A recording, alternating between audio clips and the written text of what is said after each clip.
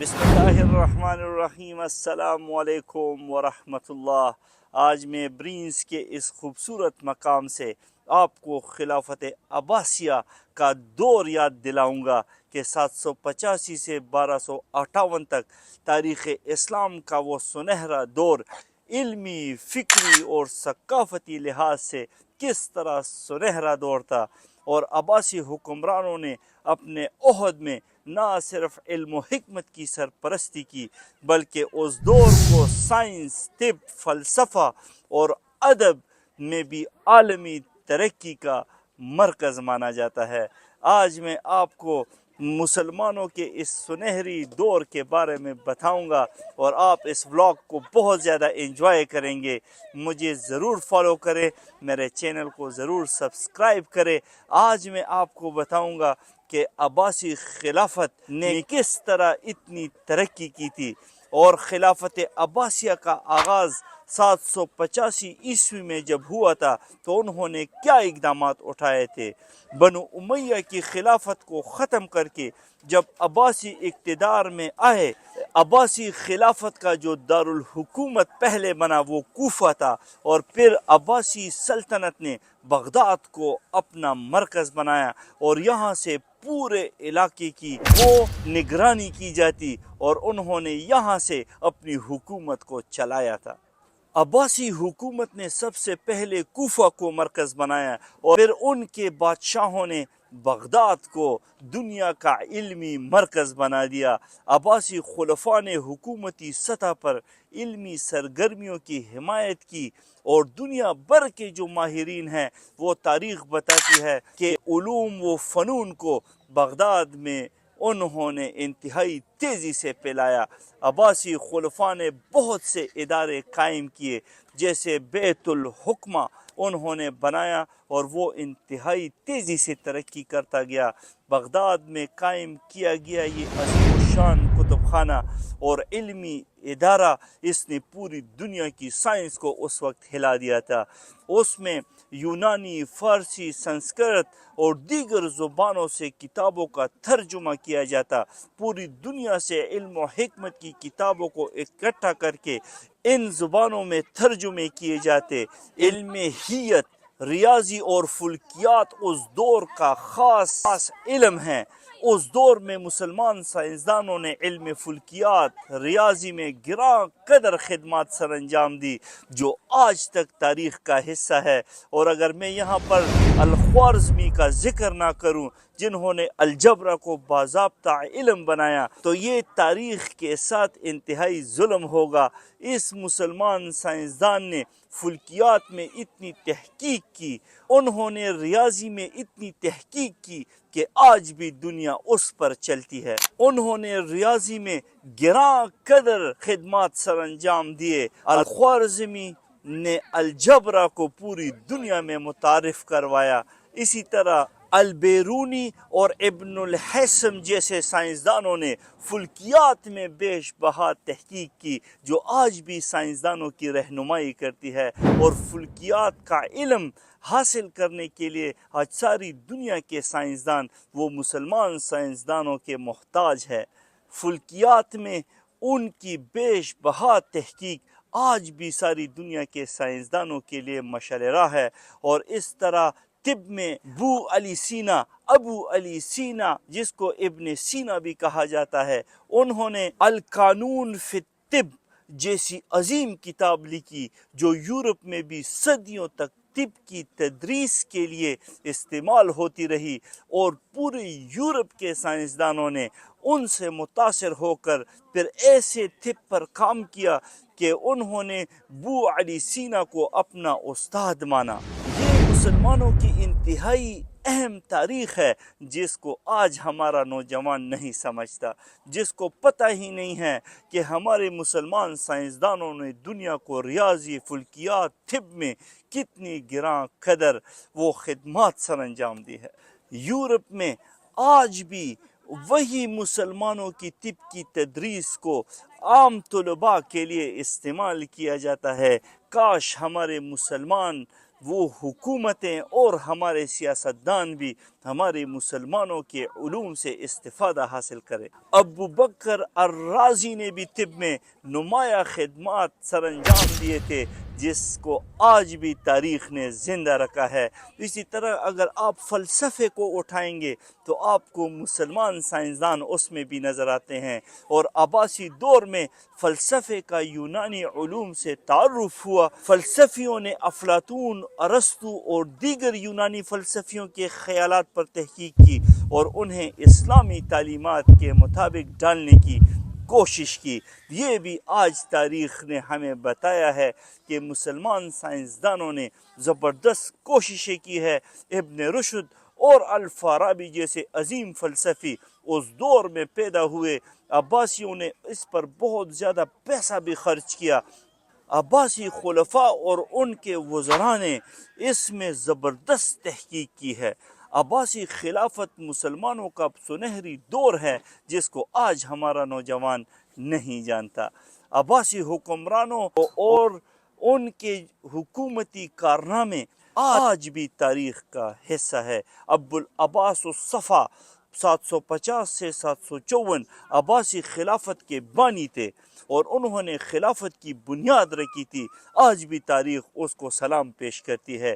اسی طرح ابو جعفر المنصور 754 سے 775 اس دور میں بغداد کی بنیاد انہوں نے رکھی تھی جب علمی ترقی کا سوچ بھی نہیں تھی، اور انہوں نے علمی ترقی کی بنیاد بھی ڈالی، اور اس کے دور میں بیت الحکمہ کی بنیاد رکھی گئی جس نے پوری دنیا کو متاثر کیا۔ اور اسی طرح ہارون الرشید بادشاہ کا ذکر میں کرنا چاہتا ہوں، جس کا دور 786 سے 809 ہجری تک پھیلا ہوا ہے، اور انہوں نے زبردست کام کیے تھے۔ وہ مسلمانوں کے لیے آج بھی مشعل راہ ہے۔ وہ خود بھی اللہ کے ولی تھے۔ اس کے بیٹے کی قربانی بھی تاریخ کا حصہ ہے۔ اگر آپ فضائل صدقات کے آخر میں اس کے بیٹے کے واقعے کو پڑھیں گے تو آپ روئیں گے کہ کس طرح بادشاہوں کے شہزادوں نے اپنی جوانیاں اللہ کے دین پہ قربان کی تھی، اور آج ہمارے نوجوان سارا دن کیا کرتے ہیں۔ ہمیں ہارون الرشید عباسی خلیفہ سے سیکھنا چاہیے، کس طرح وہ راتوں کو اٹھ کر اللہ کی بارگاہ میں روتے اور وہ اپنے اللہ سے تعلق بناتے، اور حضرت محمد الرسول اللہ صلی اللہ علیہ وآلہ وسلم کے طریقوں پر اپنی زندگی گزارتے۔ ان مسلمان بادشاہوں کی زندگی ہمارے لیے مشعل راہ ہے۔ میں ہارون الرشید بادشاہ کی جو بادشاہی ہے وہ عباسی دور کی خلافت کو عظیم ترین حکمرانی میں شمار کرتا ہوں۔ انہوں نے زبردست وقت گزارا۔ ان کے دور میں بغداد دنیا کا علمی مرکز بن گیا۔ ساری دنیا سے طلباء بغداد علم سیکھنے کے لیے تشریف لاتے۔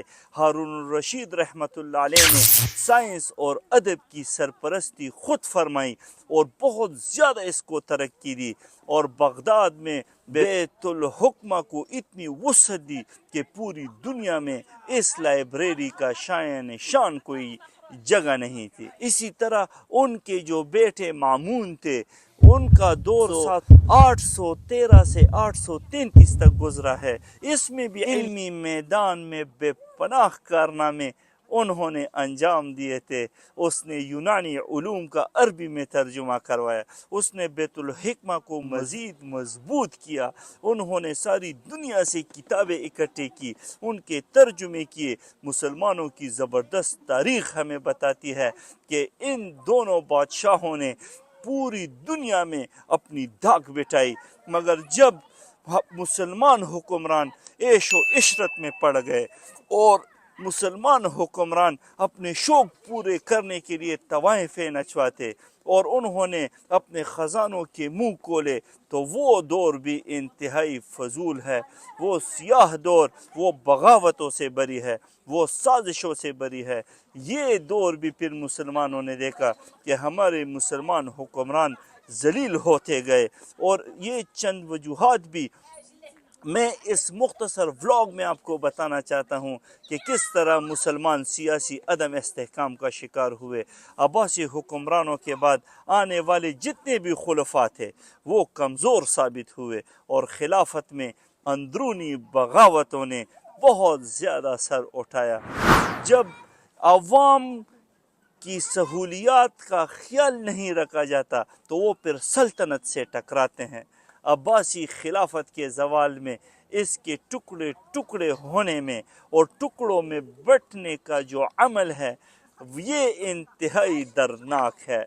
مختلف علاقوں نے اپنی خود مختار حکومتیں بنا لی اور وہ علیحدہ ہو گئے۔ اندلس ان کے ہاتھ سے نکلا، مصر ان کے ہاتھ سے نکلا، ایران ان کے ہاتھ سے نکلا۔ منگولوں نے حملہ ان پر کیا۔ 1258 میں ہلاکو خان کی قیادت میں منگولوں نے بغداد پر ایسا قبضہ کیا اور ایسا حملہ کیا کہ ویڈیو بنا چکا ہوں، اور انہوں نے پورے شہر کو آگ لگائی، انہوں نے اس لائبریری کو آگ لگا دی اور لاکھوں کروڑوں کتابیں جلا دی۔ انہوں نے پورے شہر میں سروں کے مینار بنائے، لاکھوں مسلمانوں کے سر قلم کر کے انہوں نے سروں کے مینار کھڑے کیے، اور مسلمان روتے، یا اللہ آپ ہماری مدد کریں۔ چنگیز خان کے بارے میں نے خود تاریخ پڑھی کہ 40 دن وہ ایک پہاڑ کی چوٹی پر چڑھ کر ایک پاؤں پر کھڑے ہو کر اللہ کے سامنے ہاتھ پھیلا کر دعا کرتا، یا اللہ مسلمانوں نے ہم پر ظلم کیا ہے، آپ ہماری مدد کرے۔ ایک پاؤں تھک جاتا، پھر دوسرے پاؤں پہ کھڑے ہوتے، پھر روتے، یا اللہ مسلمانوں نے ہمیں ذلیل کیا ہے، آپ ہماری مدد کرے۔ پھر چنگیز خان روتا، اور 40 دن جب پورے ہوئے تو میں نے تاریخ میں پڑھا ہے کہ غیب سے اس پر آواز ہو گئی کہ قدرت اور فطرت اب تمہارے ساتھ ہے۔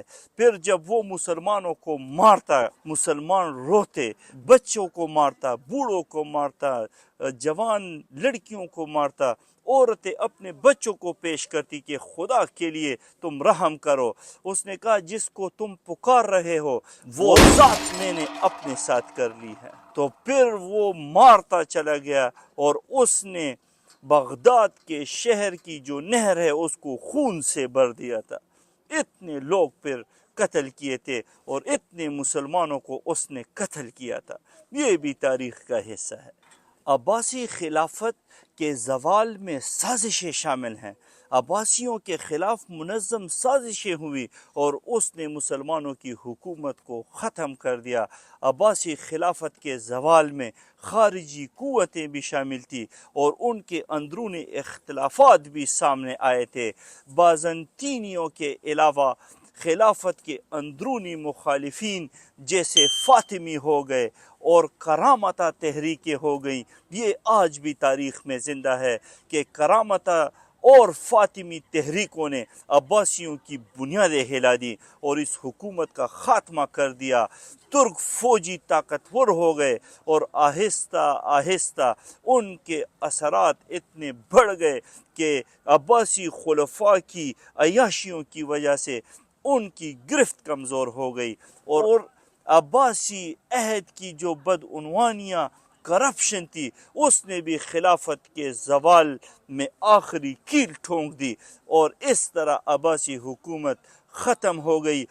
آج میں عباسی خلافت کے بارے میں ولاگ بنا رہا ہوں اور اپنے ملک پاکستان کے سیاسی حالات کو سامنے رکھ کر حکمرانوں کا رونا رو رہا ہوں۔ آج پی آئی اے کی نجکاری کی بات ہو رہی ہے، آج اسٹیل مل کی نجکاری کی بات ہو رہی ہے، تو پاکستان کے حکمران اور حکومت اور عباسی خلفاء، اس کا اگر میں موازنہ اور مماثلت دیکھوں تو میں حیران ہو جاتا ہوں۔ اللہ کی قسم اگر ہم نے ہوش کے ناخن نہ لیے تو ہم ہلاک ہو جائیں گے۔ اندرونی اختلافات اس وقت بھی تھے اور آج بھی موجود ہیں، ہمیں متحد ہونا ہے۔ جس طرح عباسی خلافت میں اندرونی اختلافات نے سلطنت کو انتہائی کمزور کیا، بالکل اسی طرح پاکستان میں بھی سیاسی عدم استحکام، کرپشن اور مفاد پرستی نے ملک کی ترقی کے سفر کو انتہائی تیزی سے زوال پذیر کیا ہے، اور ہمارے اپنے حکمران اس میں رکاوٹ بنے ہوئے ہیں۔ اس وقت بھی بدعنوانی عروج پہ پہنچی، وہ زوال پذیر ہوئے، آج بھی عیش و عشرت اور بدعنوانی ہے۔ عباسی خلفاء کے آنے کے بعد، عباسی خلفاء کے جانے کے بعد، ہمارے حکمرانوں کی طرح عباسی خلفاء کے بعد جتنے بھی آنے والے حکمران تھے، بالکل پاکستان کی عیاشیوں کی طرح، کرپشن کی طرح اور عوام کے ساتھ ناروا سلوک کی طرح، بالکل اقتدار پہ بیٹھے ہوئے افراد نے، ہمارے اقتدار پہ بیٹھے ہوئے افراد اپنی مفادات کو ترجیح دیتے ہوئے، ذاتی مفادات کو ترجیح دیتے ہوئے عوامی مفادات کو کلا کما کرتے ہیں اور اس کو ختم کرتے ہیں، پھر عوام میں نفرت ابھرتی ہے۔ پاکستان کو بھی عباسی حکومت کی طرح عالمی قوتوں کے دباؤ اور مداخلت کا سامنا ہے۔ سیاسی اور معاشی طور پر بھی پاکستان انتہائی متاثر ہو رہا ہے۔ IMF کے قرضوں تلے ہم دب چکے ہیں۔ سعودی عرب سے قرضے لے کر، چین کی مدد لے کر، امریکہ سے پیسے مانگ مانگ کر، یورپ کے پاؤں پڑ کر آج ہماری عزیمت اور غیرت وہ ختم ہو گئی ہے۔ عباسی خلافت کا دور ہو، اس میں علمی ترقی کا دور جب آپ یاد کریں، مگر ان کے اندرونی اختلافات، حکمرانوں کی عیاشیاں اور بیرونی سازشوں نے اتنی بڑی سلطنت کو تباہ و برباد کر دیا اور ان کو ختم کرنے پہ لا کھڑا کر دیا اور تباہی کی طرف ان کو دھکیل دیا۔ یہی سبق آج پاکستان کے لیے بھی انتہائی اہم ہے کہ اگر ہم نے اپنے اندرونی حالات کو درست نہ کیا تو خدا نخواستہ ہم بیرونی اثرات کا پھر کیسے مقابلہ کریں گے۔ ان بیرونی اثرات سے اگر ہم نے خود کو آزاد نہ کیا تو تاریخ پھر ہمیں کبھی معاف نہیں کرے گی، پھر ہم تباہی پر پہنچ گئے ہیں۔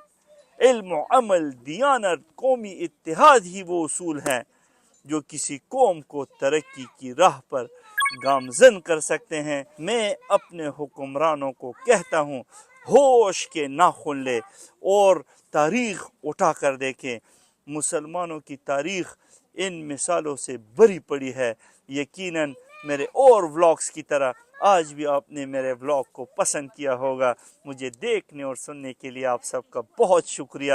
میرے چینل کو ضرور سبسکرائب کریں اور اپنی قیمتی آراء سے ہمیں ضرور کمنٹس میں بتایا کریں تاکہ ہم آپ کے کمنٹس کے مطابق مزید اچھے موضوعات کے ساتھ آپ کے لیے ولاگز بنائیں۔ بہت شکریہ۔ السلام علیکم ورحمۃ اللہ۔